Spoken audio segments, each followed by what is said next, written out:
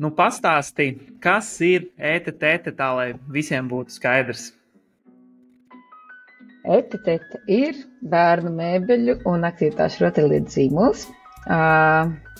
Ražojam aktivitāšu rotaļlietas, kāpējam kāplējumos rāmjus un balanstakas un mēbeles, kas šobrīd mēbeļu portfolio mums ir kāpslīši dažādu veidu. Ok. Tas nosaukums arī ir diezgan interesants. Kā tu līdz viņam nonāci? Ļoti vienkārši. Ja nezini, kā nosaukt, tad vienkārši skaties apkārt un klausies, kādas skaņas ir. Un tādā laikā, kad mēs sākām šo zīmolu, tad mūsu puikam bija zem 2 gadiem. Un vēl īsti nerunāja, un tad viņš visu pasauli savu tete, un tā arī tas tā nosēdās un palika ar mums. Un tad tā otra puse, kas ir tete, jo likās ete nedaudz par īsu, tad otra puse, kā tete, ir, ka pirmais produkts bija tēva rokām darinās, tad tā kā tāds kalambūrs sanāk. Ok, es sapratu tevi. Kā bērnu rotaļlietas, bet mēbeles ir tāda ļoti specifiska nozare, kā tu līdz tai vispār nonāci? Kā nokļūt līdz šādam biznesam? Man jau liekas, es esmu īstenībā vairāk domājis vienmēr, kā nonāk visi citi pie kaut kādiem tiem citiem biznesiem, kas saistās ar kaut kādām, nezinu, tur mājas lietām vai IT lietām, kā viņi līdz tam, jo pie bērnu lietām ir tik vienkārši nonākt. Tev atliek tikai, ka tavā ģimenē ienāk bērns un tu uzreiz, un principā jau tas arī tā sākās pirmais bērns, kad ieradās mūsu ģimenē, tad tā kā tās pirmās domas un tā vide jauno māmiņu, un tajā laikā, jau gandrīz 10 gadus atpakaļ, senāk, bija diezgan īstenībā, ļoti aktīvas tās jaunie vecāki, arī tādiem mazie biznesi veidojās ļoti daudz, un tu esi tur, skaties, citi visu kaut ko dara, varbūt kaut ko ar varam darīt, un esi mājās, vīrs bija bezdarbnieks, es dekrētā, un tā. Otrs dekrēts un meitiņa pieteicās pēc nedaudz ilgāk kā pēc gada, tad otrs dekrēts jau bija apzināts, lai neatgrieztos vairāk darbā iepriekšējā. Okay. Un kā vispār tev sākās tā ražošana, jo pieņemsim, kad nokļūst līdz kaut kādam punktam ir lielas telpas, iekārtas lielas, kā tev tas sākās, vai tur paši kaut ko, vai bija kaut kādas iekārtas jāpērk, vai caur kaut kādām programmām, tur atbalsta tas viss tika veidots, kā tas sākums tieši ražošana notika? Jā, jo ir jau tie dažādie modeļi, ka ir zīmoli, kuri tikai izstrādā preces, un viņi negrib ņemties ar to, jo ražošana jau ir diezgan čakars, ja tā var teikt, izteikties. Un ir savukārt ražotāji, kuri mēs tikai gribam ražot, kur mēs ražojam vienu dienu vienam, otru dienu otram, trešo dienu trešajam, un savukārt to pārdošanu un mārketingu, lai tie zīmoli ņemās. Tad mēs esam tādu ceļu izvēlējušies, ka gan. Un, jā, tas mums kaut kā tā automātiski radās, ļoti iespējams ir tāpēc, ka mēs tomēr kopā ar vīru to radījām. Es esmu vairāk tā pārdošanas puse, vairāk tā tas viss, kas ir par zīmolu.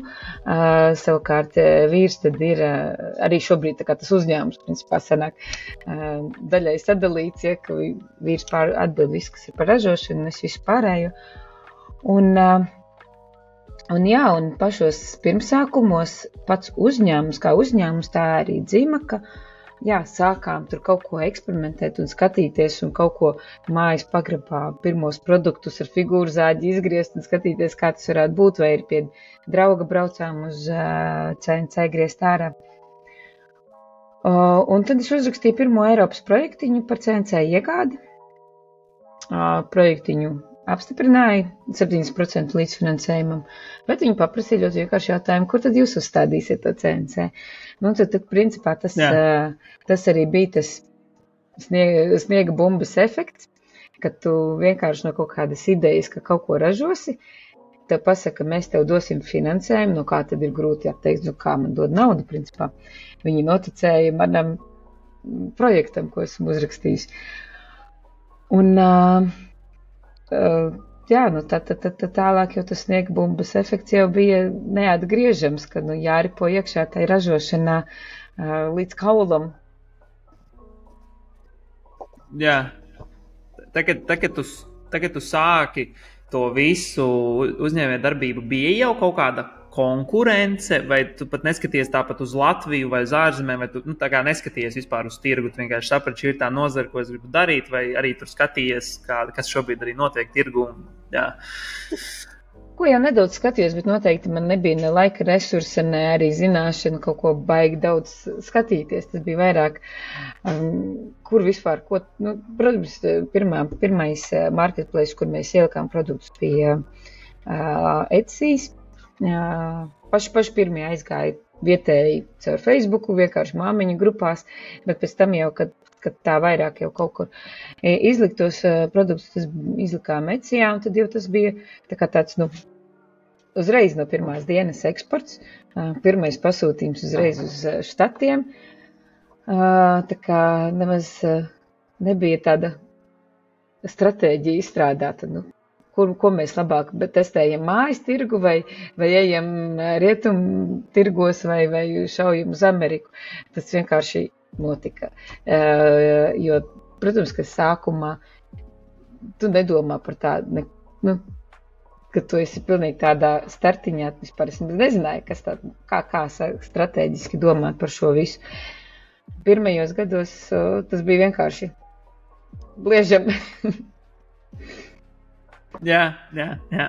Un tu teici, jā, tu arī sāki minēt, kad jūs sākāt ar šo Etsy, bet cik es saprotu, šobrīd viens ir interneta veikals, bet jums ir arī citi arī pārdošanas kanāli, kur jūs sūtat savus produktus. Kā tas attīstījās? Sākumā tas bija Etsy, tad tas bija interneta veikals, vai tas bija paralēli interneta veikals un jau tur sūtījāt uz retail vai vēl kaut kur? Kā tas sāk attīstīties?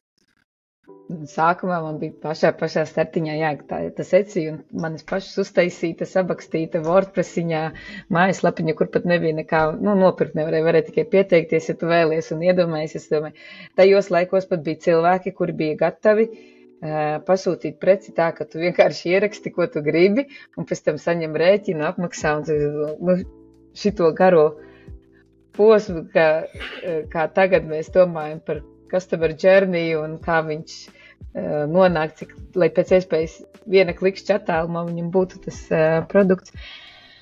Bet tajā laikā bija iespējams arī nedaudz šādi patirgot, līdz, protams, ka es nobriedu uztaisīt normālu lapu. Cik nobriedu vairāk, tas bija no finansiālās puses. Jā, Etsys, un pēc tam mēs 18. gadā arī reģistrējāmies Amazonai. Un tad sākās arī lēnā garā apgūšana, kas tas tāds zvēru ir un kā tur tirgoties. Un tā bija diezgan tāda pamatīga mācība, jo Amazona nav tik vienkārša. Amazona ir krietni savādāka gan no finansiālās puses, kā tiek viss veikts, gan arī no klienta uztveres puses, kas ir, kurā mirklī klientam ir taisnība, kurā nav.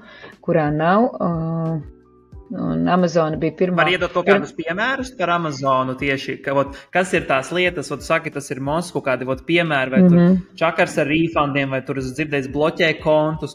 Ko uzņēmums var sagaidīt, mēģinot iet uz Amazonu? Mūžīgu cīņu. Viennozīmīgi tā būs mūžīga, tā kā, jo tā platforma, viņa ir tik liela un smagnēja un tik daudz tur ir, ka viņiem pašiem ir ļoti daudz tehniskās ķibeles. Kaut vai tagad es 2 nedēļas vai 3 netiku iekšā, jo viņiem bija tehniska ķibele, ka viņi nevarēja kaut kas tur pievienot karti. Un viņi tātad, ir gan ļoti daudz regulāras tehniskas ķibeles, tad ir regulāri, ka viņi nobloķē kontu, ka tevi pārbauda, ka tevi tur atkal jāsniedz, nezinu, jau 3. reizi jāsniedz tevi reģistrācijas dati un kurš ir patiesais labuma guvējs un tā tālāk, tikmēr tu vari pieņemt pasūtījumus, tos izpildīt, bet tu nesaņem naudu vienkārši par to. Kamēr viņi tevi, tad cik viņiem ātri sanāk to visu pārbaudīt. Un arī klients ir pavisam cits. Es biju, ja starts man bija Etsys, kur ir tur Etsijā klients nāk iepirkties pie mājražotāji lielākoties. Viņi nāk sirsnīgi, viņi nāk, vai cik skaisti, un tad es saņēmu, un esmu tik priecīgs, un visi tik atvērti runā un pasaka paldies, un šitā, un ja ir kaut kādas problēmas, labi, tikai viss ir izdarīts, un tā. Savukārt Amazonē, tur tas Amazonas klients, viņš ir vairāk pieradis jau pie tās Amazonas visas tās ātrās tās plūsmas, pie tās robotīgā klientu servisa, ne tur sasveicināšu nekas, ne labrīt, ne sveiki, kaut kas nav labi, need a refund, vai pirmo reizi saskāros arī bought by mistake, tātad, spēja arī, es netīšām nopirku, tā kā tu izpildi visu pasūtījumu, aizsūti. Tā arī var, jā. Atnāk atpakaļ, bought by mistake. Un to, ka diezgan nežēlīgi ir, ja tu pieļauj kaut kādas kļūdas, piemēram, kaut vai, ja tu par vēlu piegādā, kā ir solīts, ja klients atver to A to Z claim, un tiešām pēc tracking numuru var redzēt, ka tu esi par vēlu, tu dienu vēlāk piegādājis, viņi vienkārši tad refundot no tava konta klientam un viss. Tā kā diezgan skaudra mācība, bet, protams, ka tas, kaut ko jau tas maksā. Nav jau tā tikai, tad jau tu neviens nedarbotos, ja tas būtu tikai tik slikti. No otras puses, Amazon spēja piegādāt daudz klientus ar krietni mazāk, tad, tev ar šitām tehniskajām ķibelēm jātiek galā un jāierēķina cenā tās visas daudzās atgriešanas. Bet tev ir daudz mazāks tas ieguldījums, lai dabūtu to klientu, jo viņi jau atved pie tevis viņu. Kaut vai kā tā salīdzinoši mēs Amazonē, tagad mēs šogad esam nedaudz vairāk koncentrējušies, lai atjaunotu tur tos listingus, uztaisīt smukāku, uztaisīt visu to A+ kontentu un to storefront, visu sakārtot. Bet visus šos gadus līdz šim, kā es tajā 18. gadā biju tos listingus ielikusi, varbūt tur kādreiz bija kaut kādas bildes nomainītas, kaut kas varbūt nedaudz padarīts, bet tāda apzināta darbība ieguldīts tur nav bijis. Bet tur konstanti visu laiku ir nākušas pārdošanas, principā tikpat daudz, cik mūsu mājaslapā. Savukārt mājaslapā, ko tu dari, lai mājaslapā dabūtu pārdošanas? Tu ieguldi mājaslapas izstrādē, tu veic digitālo mārketingu, tu uzturi aktīvus sociālos tīklus, visu to darbiņu tu izdarīji, influenceriem sūti produktus, lai viņi atnāk uz to mājaslapu. Beigās tas procents, ko paņem Amazon, un vēl, ja tu pierēķini klāt kad ir vairāk tās returni, vairāk tie atgriešanas un refundi. Jā. Tas ir, te ir līdzvērtīgi tam, kā ir tavas izmaksas, lai atvestu to klientu uz savu mājaslapu. Ok, labi. Un tad ir tas Amazons, tad tālāk kaut kādi B2B, retails, citi veikali, kā tas izdiet. Un tas īstenībā mums, nezinu, pareizi vai nepareizi, esmu diezgan ļoti daudz plūdusi pa straumi, kur mani aizved, un īstenībā līdz šim ir diezgan labi viss aizvests. Tad sākām kā tīra e-komercija, un tad gadu gaitā tie sadarbības partneri paši, tur, kur kaut kur ir vairāk kaut kāds pārdošanas, vai paši atrod, vai no mūsu sociālo tīklu aktivitātēm, vai mājaslapas kaut kā atrod. Tāpat arī sākām braukt uz izstādēm, un tad viņi tā lēnām, tad 30% no pārdotās produkcijas ir savu partneriem, tad 60%, tā vairāk, un šobrīd sadarbības partneri ir 90% no pārdotās produkcijas. Tā kā lielākā daļa mums ir sadarbības partneri, un ļoti iespējams tas arī ir, kāpēc varbūt mums tajā e-komercijā ir grūtāk, jo mēs veicam kaut kādas e-komercijas aktivitātes, digitālu mārketingu, un tad cilvēks iepazīstas ar produktu un beigās nolem nopirkt no vietējā veikala. Ļoti iespējams, bet dienas beigās mēs esam pārdevuši to produktu, un viņam ir mūsu produkts. Tā kā tas arī nav tas slikti.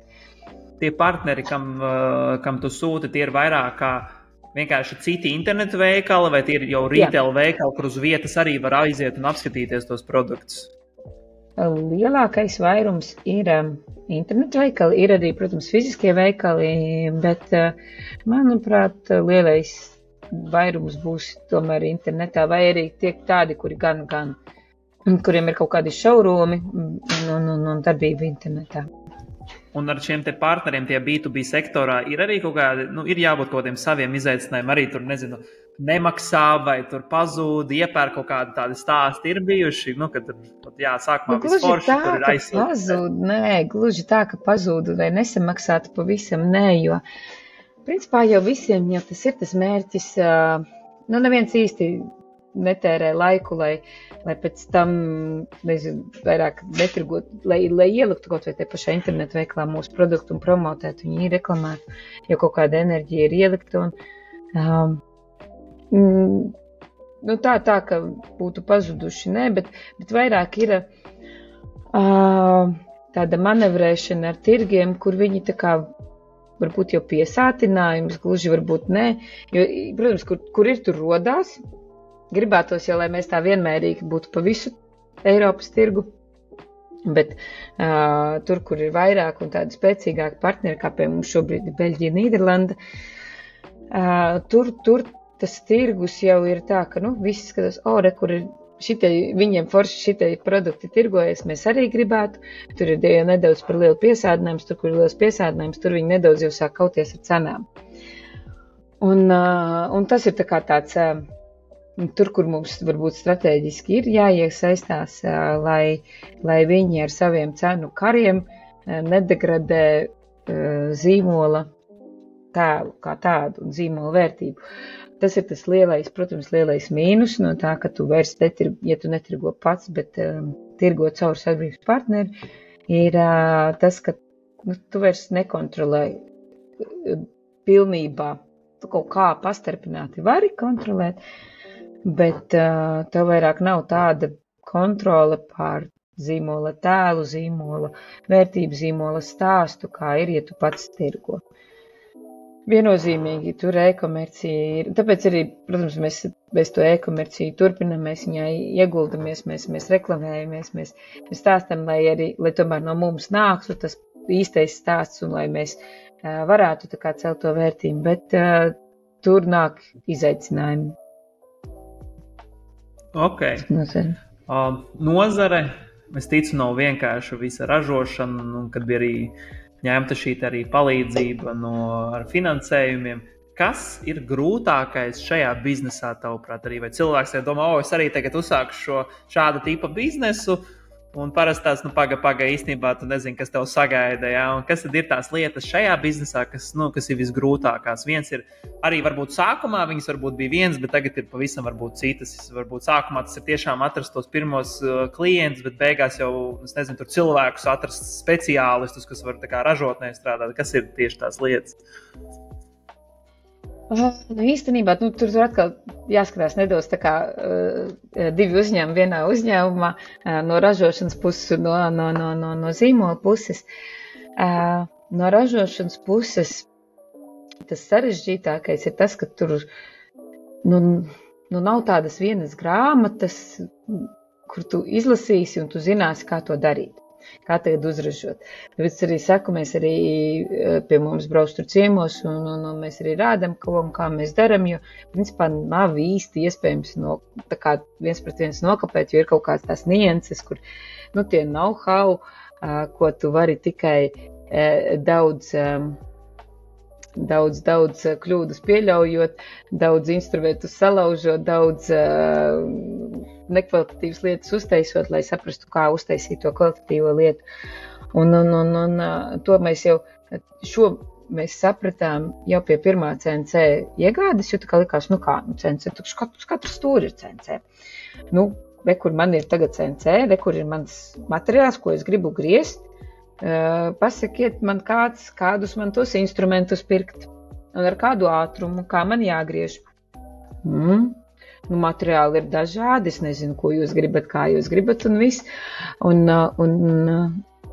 vienīgais veids bija iztestēt no lētākā līdz dārgākajiem, no tik milimetriem liela instrumenta līdz lielākam instrumentam, kurš ir tas optimālais ātrums, kā lai griež, lai vēl joprojām būtu kvalitatīvs griezums, bet te pašā laikā, lai nebūtu tā, ka tu ļoti lēni, jo tas tomēr ir. Un tā katrā posmā, kā to izdarīt tā, jo visiem ir slīdmašīnas, visiem ir kokapstrāde, kur ir, visiem ir kaut kāda, krāsošanas iekārtas vai kas, bet kā to izdarīt, lai tieši tavs produkts būtu tieši tā kā tev vajag un apstrādāts un ne par ātru, jo tu taču ir kaut kādas lietas, ko tu nevari ātrāk izdarīt, jo tad būs uzreiz jau vairs nekvalitatīvi, bet tieši tā kā vajag. Un tas ir tas nepiedzamais process, kas nekad nebeigsies. Tā kā, jā, labi, iemācījāmies tagad šito tā darīt, tagad izskatās, ka pie tiem, ko mēs varam nākamajai lietai darīt savādāk un labāk. Tā kā tā, un savukārt pie tās.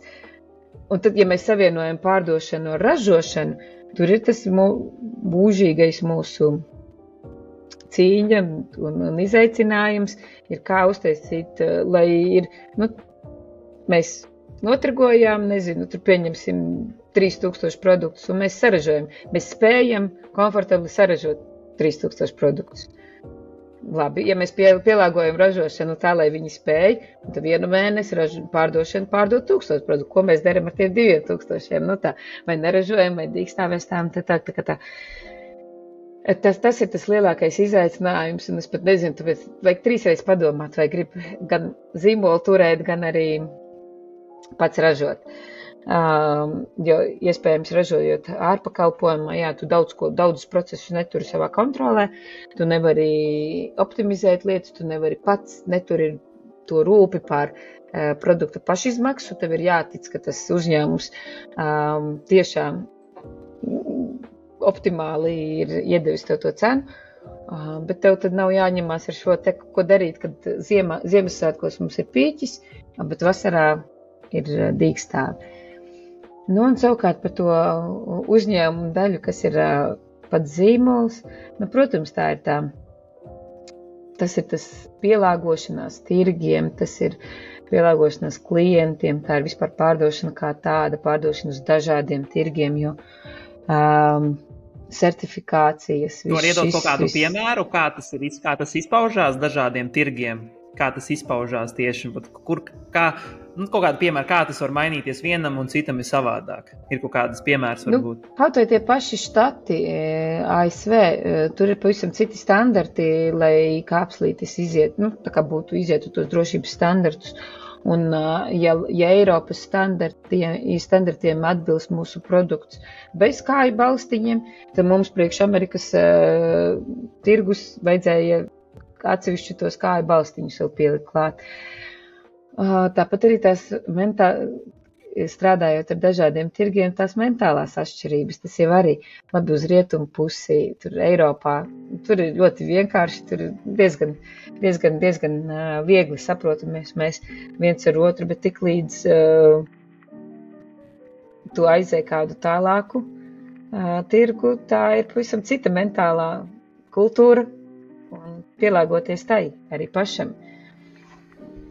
Daudz esmu dzirdējis tieši par Amerikas tirgu, kad ļoti bieži sastopās ar refundiem, ka visu laiku pieprasa refunds. Tev tas arī ir bijis jūtams vai ne tik ļoti?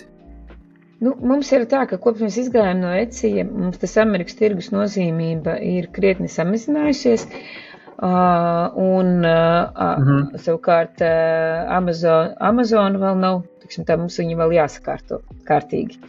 Un mēs bijām arī uz vienu izstādi, lai patestētu, kāds vispār tas Amerikas tirgus ir. Un izskatās, ka tur bez Amazonas nekur. jo principā visi retaileri, kas bija, kas interesējās, viņi pirmām kārtām neviens negrib būt pirmais, kas importē Amerikā. Un kur jūs jau importējat?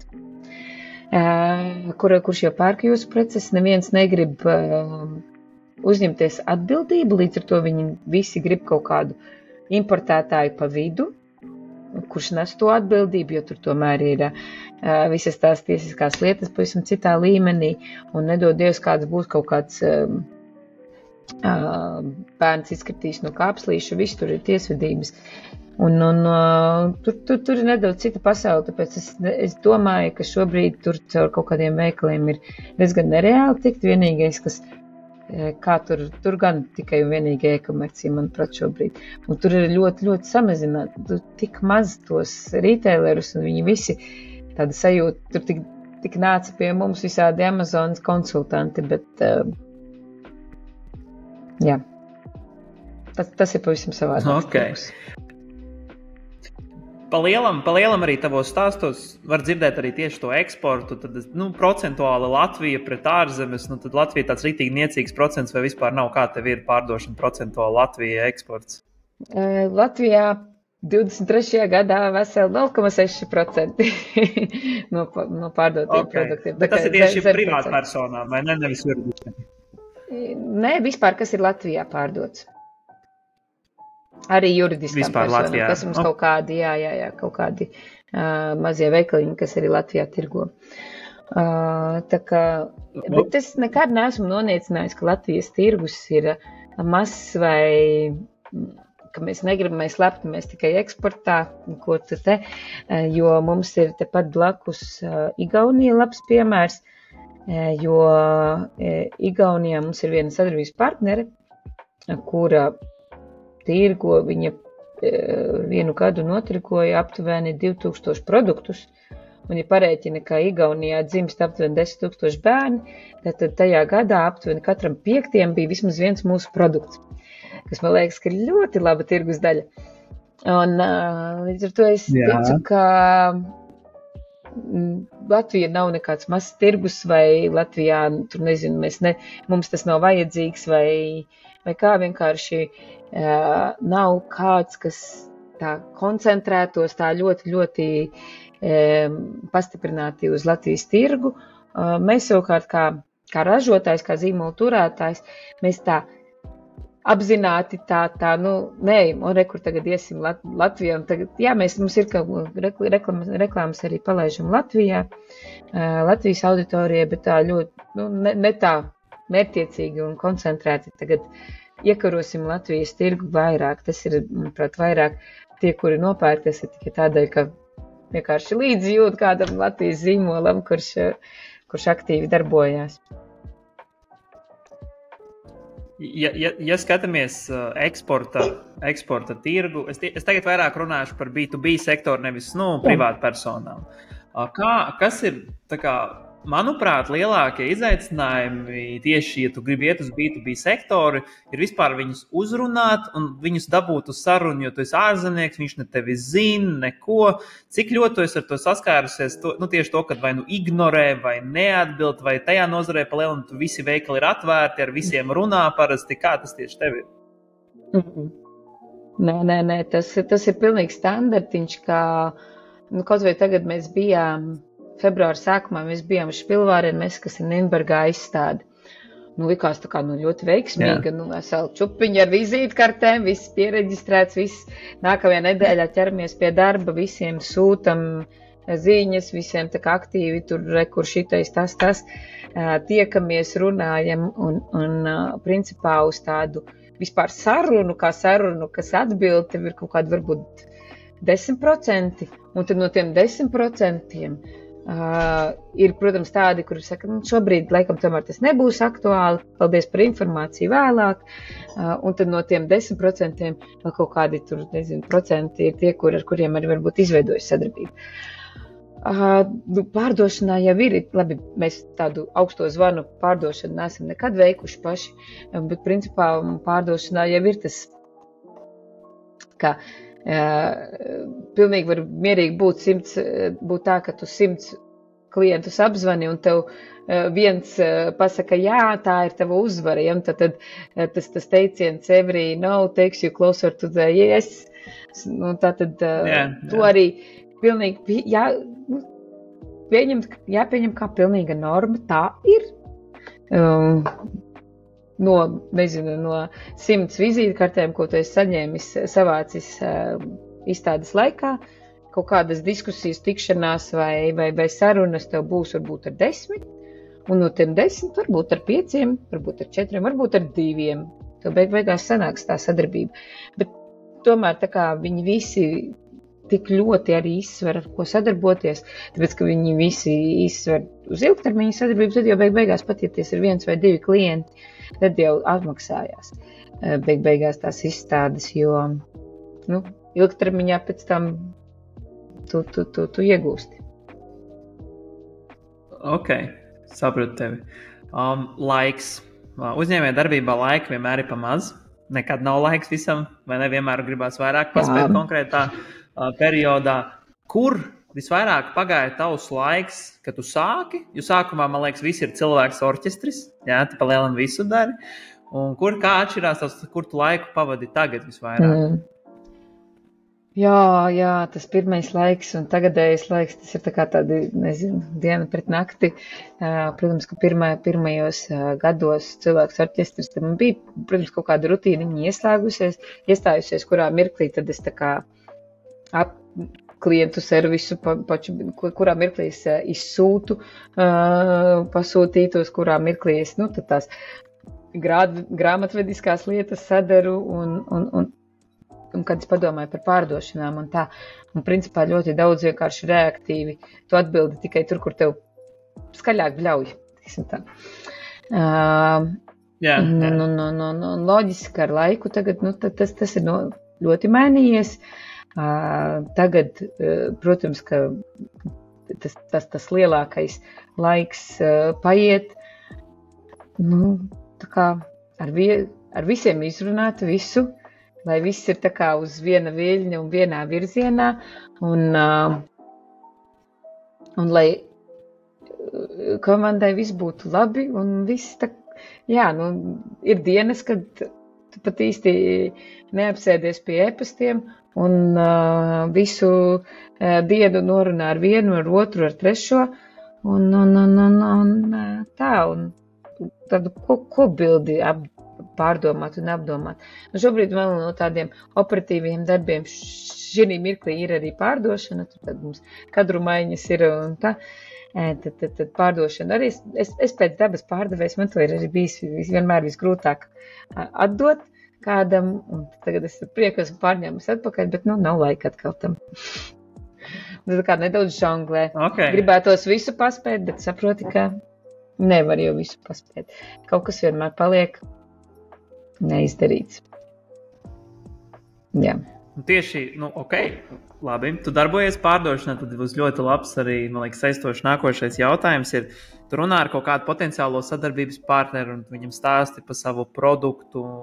Kas ir tas, kas ir visvairāk jāizglīto par tavu produktu, jo pieņemsim arī iepriekšējā cita epizodē bija tāda Māra, kur ražo tējas, un pieņemsim viņai ir cilvēki, kas redz visas tējas vienā, tur Maksimā, Rimi, un tur kaut kāda specifiska tur tēja, kas ir 2% no visas pasaules, bet cilvēks visu skatās kā uz tējām. Ja? Kā ar tev? Kas ir tas, jo es ticu, ka tagad jau kopš tā laika, kad tu sāk, un tagad ir ļoti daudz cilvēki, kas dara pilnīgi to pašu Etsijā, internetu veikalos, bet ir kaut kādas lietas, kas varbūt tev ir jāizglīto, ko cilvēki nesaprot, vai uzdot jautājumu, kas tas ir, vai produktu nesaprot. Ir kaut kādas tās lietas, kur baigi ir jāizglīto. Gadus atpakaļ bija jāizglīto arī par pašu produktu, jo mēs sākām fantastiskā laikā. Es domāju, ka ja mēs būtu šodien sākuši, es domāju, ka mēs nekur nebūtu vispār tikuši. Mums vienkārši tā, ka mēs sākām, mums visas iespējamās zvaigznes sakrita vienu vietu, gan tie Eiropas projektā atvēršana, ka bija iespēja pieteikties uz to, gan tas, ka bija iespējams daudz lēnāk. Tagad, man liekas, ka ar lielākām investīcijām jāsāk, jo visu uzreiz jau pieprasa, lai tev ir izpucēta mājaslapā ar perfektu to flow. Toreiz, kā redz, pieļāva arī to, ka man ir kontaktforma, kur aizpildīt, un tad es aizsūtu rēķinu. Tajā laikā mēs tā aktīvi, tas pirmais produkts, kurš mums tiešām pacēla saulītē, bija tas kāpslītis.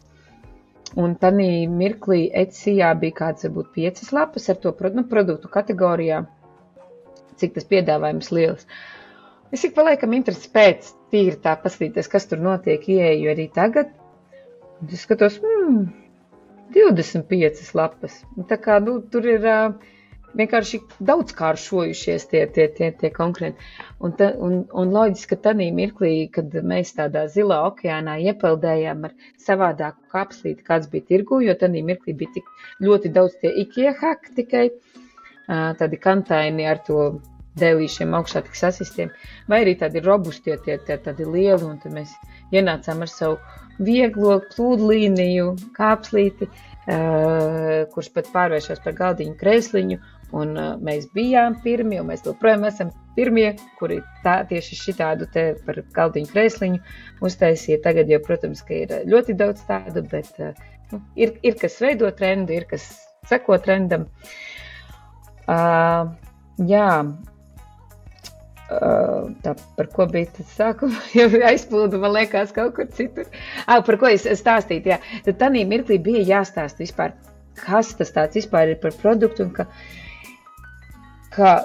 cik ļoti tas īstenībā jaunajām māmiņām palīdz, un arī pašām māmiņām bija tā sākumā, tiešām, tā kā man jādod nauda, es taču varu piebīdīt krēslu un ir miers. Viņš tiek pie tās virsmas. Tos gadus atpakaļ mūsu lielākais konkurents īstenībā bija krēsls. Tad šobrīd, protams, ir pavisam cita situācija. Okay. Šobrīd kāpslītis jau sāk ieņemt to vietu, tāpat tā kā tāds must-have produkts. Tad man ir bērns, man vajag gultiņu, barošanas krēslu, jā, to un kāpslīti. Diezgan jau šeit, kā saka, ieņem to normalizēto formu. Tas šodien jau mums vairāk ir tad jāstāsta pirmkārtām, no kurienes mēs esam. Projām tā ir tāda diezgan liela mistika, tas ir tas, ko prasa. Un par produktiem ir mazāk, jo ir diezgan liela konkurence, un līdz ar to jau par produktu pašu kā tādu viņa pielietojumu jau diezgan skaidrāk, bet tad ir vairāk, kāpēc tad tieši mūsu produktu. Un tad kāpēc tieši mūsu produktu vislabākais tā reklāma ir vienkārši paša produkta paraugs, jo tas ir tas, es tagad, būtībā pilnībā izvairos izmantot tādu, ka mums ir we have quality produkti, ja mums ir kvalitatīvs produkts, un tad ar tādu domu, tad citiem nav. Jo šodien jau tieši tāpat, tā kā mēs paredzam uzreiz, ka mēs ejam internetu veikalā, mums būs one button, buy button un visu, un mēs esam jau pasūtījuši. Tieši tāpat arī cilvēku uztver kvalitāti, ka, kā? Tu gribi teikt, ka nekvalitatīvs produkts, kvalitatīvs produkts visiem ir, bet ir tās nianses, ko mēs pirmkārt saucam par kvalitāti, otram kārtam tās detaļas, kuras atšķir to, ko īsti pirmkārtām ir grūti nokapēt, un ko nevar tā kā palikt vienkārši. Tātad, ja nav šitā, tad tas nav kvalitatīvs. Tā. Ok, ļoti labi pastāstīji. Esi nokļūsi līdz brīdim, kur tu esi šobrīd. Kas ir tie nākošie milestone, tie izaicinājumi, ko tu gribi sasniegt, ir kaut kādi konkrēti tirgi, vai tur tieši vairāk spiest uz e-komerciju, mazāk samazināt kaut ietekmi no partneriem? Kas ir šobrīd tas, uz ko tu tēmē? Es būšu realistiska, ka noteikti procentuāli e-komercija, es nedomāju, ka ļoti augs, bet tas, ko mēs vairāk mērķējam, ka mēs kopumā augtu, tad līdz ar to tad e-komercija kā pati augtu, bet visdrīzāk procentuāli varbūt nedaudz gribētos palielināt to e-komercijas procentu, jo šobrīd tas partneru atkarība ir ļoti liela. Jo, kā mēs zinām, ka jo diversificētāk būs, jo teiksim, tā būs mazāk riski kaut kādi un drošāk pašiem sirds. Ja gadījumā tur kaut kas aiziet grīstē, tad mums ir tas. Bet no tirgiem, mums šobrīd tā sajūta, ka tāda Rietuma Eiropa, Beļģija, Nīderlanda ir diezgan piesātināti, tad tur var tikai turpināt attīstīt ar jauniem produktiem. Ir vēl ko attīstīt Dienvidos, Spānija, Itālija un iespējams kaut kas no Austruma Eiropas, bet ļoti mērķējam un tā kā mums jau tās pirmās iesnēdnes ir ar Dienvidkoreju, tad vairāk īstenībā tā mērķējam un skatāmies uz to pusi, jo pirmkārt tur ir tik tiešām ļoti lojāli partneri un tās attiecības veidojas pavisam savādākas. Un ja tu izcieni to uzticību un neko tādu nedara, lai viņu sagrautu, tad principā tas ir tā vērts. Tas nav viegli tur tikt, bet dienas beigās tā biznesa sadarbība ir pavisam savādāk nekā šeit Rietuma Eiropā. Es sapratu tevi. Ok. Pirms es tev laižu vaļā savos darbos, kas ir tā viena lieta, ko tu varbūt atstātu, ko tu iemācījusies, jo es ticu, ka uzņēmēja darbības laikā ir sanācis daudz ko iemācīties, apdedzināties, vis kaut kādi feili un veiksmes. Kas ir tā viena lieta, tev atnāk, cilvēks un saka, viena tā svarīgākā lieta, ko tu sapratusi uzņēmēja darbības laikā. Jo vienam tā atziņa ir, kas saistīta pārdošana, citam vispār ar cilvēku resursiem, kādu komandu veidot sev apkārt. Kas ir tas, ko varbūt tu esi tāda svarīgākā atziņa, ko tu atstātu? Darīt. Jo neviens produkts nekad nebūs pilnīgi perfekts, pilnīgi gatavs tirgumu. Nav tāda stāvokļa, jo mēs to pašu kāpslīties, viņu toreiz ieliku Etsijā un mēs notrigojām pirmo uz štatiem. Kā es tagad nosūtīšu, man nav kastes. Tā kā ir kaut tas minimum viable produkt, tas ir tik tiešām jāizmanto, ir kaut vai atsevišķus kaut kādus tirgus paņemt, kas ir varbūt mazāk jutīgi pret to, ka nav vēl tas produkts tik ļoti gatavs. Bet darīt un riskēt, jo savādāk jau tu neuzzināsi. Man liekas, ka ļoti daudziem ir pārāk tas perfekcionisms ir iesakaņojies, ka ja nav tā, tad es vispār nē, vai es gribu būt drošs, ka tiešām ir, ko tas savādāk padomās, ja es palaižu un nav. Tāds darīt un riskēt un ja bail kaut kur tālākos ūdeņus, kad Friends and Family nebūs, viņi var pariskēt, bet viņi nebūs tik patiesi varbūt, viņi varētu būt diezgan, jo mēs nesākām ar to tipisko FFF, ja, Friends, Family un Fools, mēs tomēr gājām uzreiz tā kā nezināmiem cilvēkiem, lai tad arī tiešām to patieso feedbacku sajustu, kas ir par to produktu. Bet jā, tas galvenais teikums, jo īstenībā, ja tu nemēģini un neriskē, tu nevari nonākt kaut kur. Protams, ka tie riski ir vienmēr jāizvērtē, kas būs, ja risks iestāsies. Nav jau tā, ka pilnīgi neapdomīgi jāiet, bet mazāk riskanto ceļu, bet darīt. Super, Līna, paldies, stāsts ļoti iedvesmojošs. Es arī ceru, ka arī citiem šis ļoti palīdzēs vai kaut kādas savas uzņēmēja darbības gaitas. Es tev novēlu, lai tev piepildās visu, ko tu esi ieplānojis, lai tev viss izdodās. Paldies. Labi, atā, paldies tev.